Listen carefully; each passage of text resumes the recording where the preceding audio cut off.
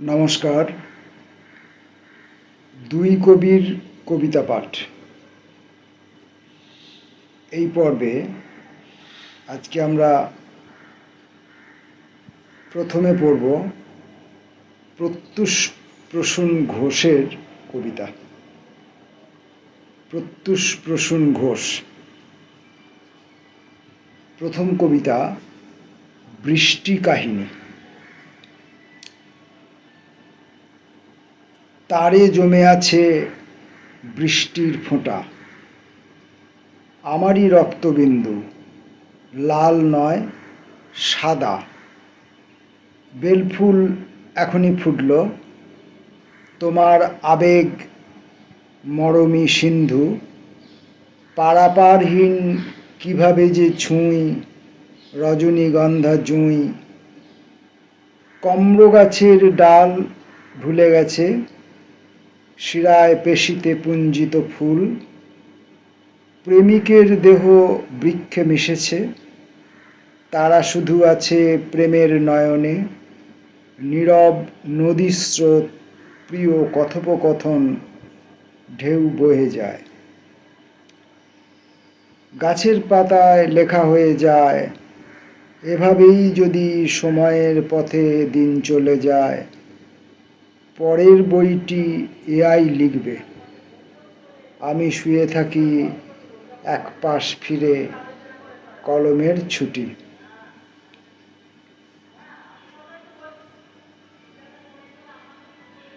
পরের কবিতা দিন রাত্রি আমার।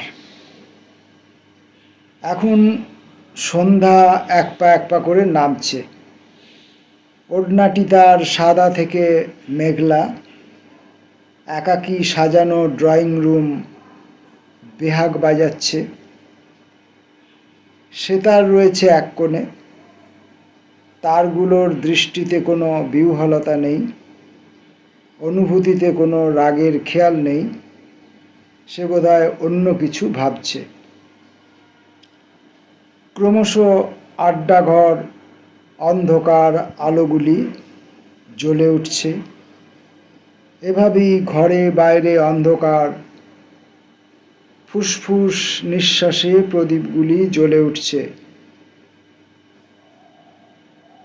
কোনো অশরীর বোঝা যায় না।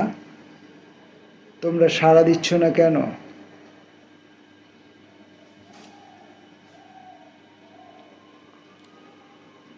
পৃথিবীর বাড়ি ফেরা।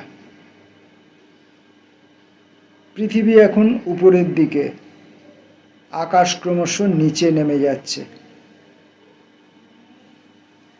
অতএব ক্রমশ পৃথিবী নীল, আকাশ মাটির কালচে লাল রং। এখন স্পেসক্রাফটে ক্যাপসুলের মধ্যে ভাসমান। তীক্ষ্ণ ঘোলাটে চোখ শুধু মনিটরের দিকে। বছরখানেক মহাশূন্যে অবস্থান।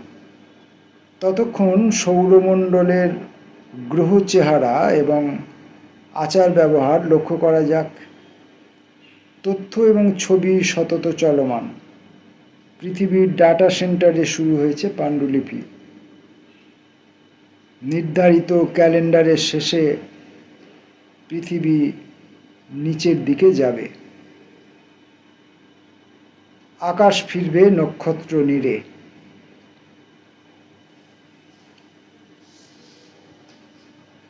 প্রত্যুষ প্রসূন ঘোষের আজকের শেষ কবিতা অ্যান্টেনা। আজ আলাদা করে বলার কিছু নেই। কবিতার খাতায় সাংকেতিক অক্ষর, দূরবর্তী বাড়িগুলির মাথায় লাগিয়ে রাখা অ্যান্টেনা রেডিও ম্যাগনেটিক তরঙ্গে বার্তা বিনিময় করে। গ্রহ গ্রহান্তরও জেনে যায় গোপন আকর্ষণ। সেন্টার টেবিল যুগলে দেখা হওয়ার জায়গা বলে দেয়। বোগেনভিলিয়া বিষয়টা জেনে অগাধ হাসির ফুলঝুরি। একটুও অবাক হয় না তরুণী, সবুজ পাতা। আলাদা করে বলার কিছু নেই। দেখা হবে বলে প্রদীপখানি দ্রুত আড়াল হয়ে দাঁড়ালো। দুই কবির কবিতা পাঠ এই পর্বে। পরবর্তী কবির নাম গৌরশঙ্কর বন্দ্যোপাধ্যায়। প্রথম কবিতা মুহূর্ত নিজের মতো থাকে। সহজ নির্মাণে যদি থাকতে পারো, তুমিও সহজ হবে। তোমার মুহূর্তে তাই সব দেরি হয়ে গেল। রাস্তার দুধারে যে গাছের নাম তুমি জানো না, তাকে সহজেই চেনো আর স্বচ্ছ হও। কিছু না কিছু তো থাকেই। খুঁজে দেখতে হবে কিছু পরম্পরা,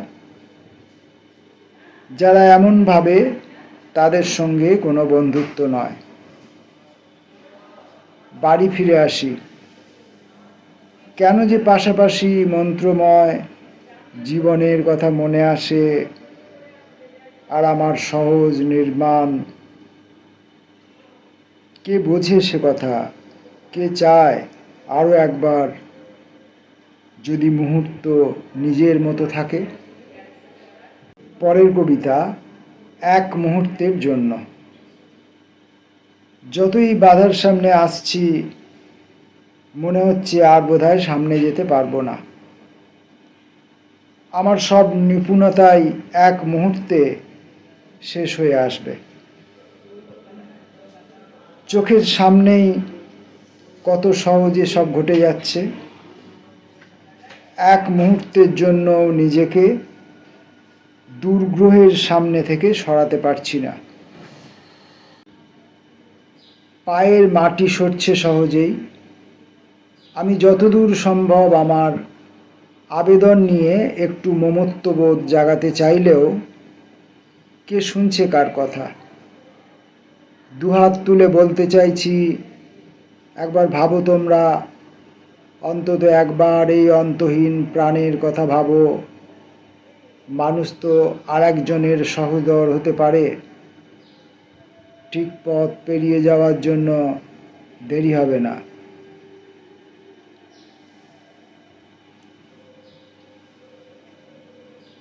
পরের কবিতা একটা ঝড় উঠুক। বেশ কিছুক্ষণ কথাবার্তার পর আমরা অনেকেই চুপ করেছিলাম। যে বিষয়ে কথা হচ্ছিল সেটা বেশ প্রলাপী, তাই অনেকেই চুপ করে গেছে। এমন কথাবার্তার সূচনা করেছিলে তুমি। তুমি ভেবেছিলে একটা ঝড় উঠুক, বেশ গহীন, তারপর একটা শোভন উচ্ছ্বাস হতে পারে, কিন্তু তা হয়নি। তবুও অনেকক্ষণ সবাই বসে রইলাম, একটা অমোঘ সিদ্ধান্তে পৌঁছতে হবে এই ভেবে। কিছু কিছু সিদ্ধান্ত যদি সমন্বয় করতে পারে, তাই একজন দুজন আবার কথা শুরু করলাম।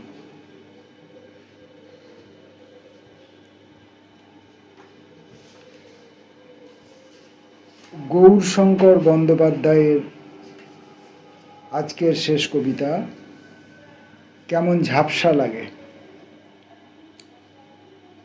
কিছুটা সমর্পণ, তারপর একটু একটু করে নিজেকে আলগা করতে হয়। চিরন্তনকে অতিক্রম করার মধ্যেও একটু সাহসের দরকার।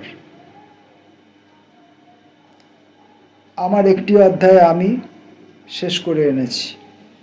এখন কিছুটা উপলব্ধি আর তার আহরণ এক এক সময় বেশ মজারই মনে হয়। যেসব কথাগুলি এখন শুনি তার অনেকটাই কেমন নিরুজ্জ্বল, ঝাপসা লাগে। যেসব পেরিয়ে এসেছি তার সাথে মিশে আছে দেবতার আরাধনা।